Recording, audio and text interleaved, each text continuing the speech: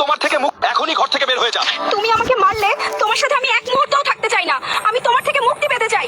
হ্যাঁ হ্যাঁ, যাও যাও, আমিও তোমার সাথে থাকতে চাই না, আমিও তোমার থেকে মুক্তি পেতে চাই। দাঁড়াও, আমি এক্ষুনি আমার মাকে ফোন করছি। আমি তোমার থেকে ডিভোর্স নেব, তোমার সাথে সংসার করব না। হ্যালো মা। হ্যাঁ মা বল। তুমি এক্ষুনি এই বাড়িতে এসো, আমি ডিভোর্স নিব। তুমি এই ব্যাপারে কথা বলে যাও। কেন, তোদের আবার কি হলো? আমি আর ওর সাথে পেরে উঠছি না, আমি ওর থেকে মুক্তি পেতে চাই। দেখ মা, তোকে এত টাকা পয়সা খরচ করে বিয়ে দিলাম যাতে তুই সুখে শান্তিতে সংসার করতে পারিস, ডিভোর্স দেওয়ার জন্য না। সংসার করতে গেলে এইরকম ছোটখাটো ঝামেলা হতেই পারে। শোন মা, তাছাড়া বিয়ের পর শ্বশুর বাড়িতে গিয়ে মেয়েদেরকে অনেক কিছু মানিয়ে নিতে হয়। কিন্তু মা, কোনো কিন্তু না।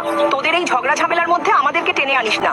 আজকে তোদের ঝগড়া হয়েছে, কালকে তোদের মিল হয়ে যাবে। আমরা যদি এই বিষয়ে নাক গলাই তাহলে জামাইয়ের সাথে যে মিষ্টি সম্পর্কটা আছে সেটা নষ্ট হয়ে যাবে। তাছাড়া জামাই মনে করবে আমরা তোকে কুমন্ত্রণা দিচ্ছি। অতএব তোদের নিজেরা ঝামেলা নিজেরাই মিটিয়ে নে। তুমি আমাকে যতই বোঝাও, আমি ওর সঙ্গে থাকতেই চাই না।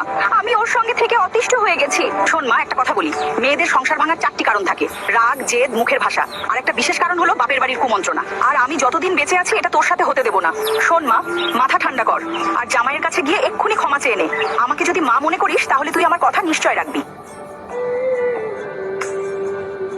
আমার ভুল হয়ে গেছে, তুমি আমাকে ক্ষমা করে দাও। না আখি, তোমাকে আর ক্ষমা চাইতে হবে না, ভুল তো আমারও ছিল। না গো, আমারই বেশি ভুল ছিল। আরে ছাড় তো ওসব কথা, আমি বাজারে যাচ্ছি, বড় একটা রুই মাছ আনবো, তুমি সেটা ভালো করে রান্না করবে। আচ্ছা ঠিক আছে। বন্ধুরা, বাবা মার সঠিক শিক্ষায় ছেলে মেয়ের সংসার সুন্দর হয়। ভিডিওটি কেমন লাগলো অবশ্যই কমেন্ট করে জানাবেন।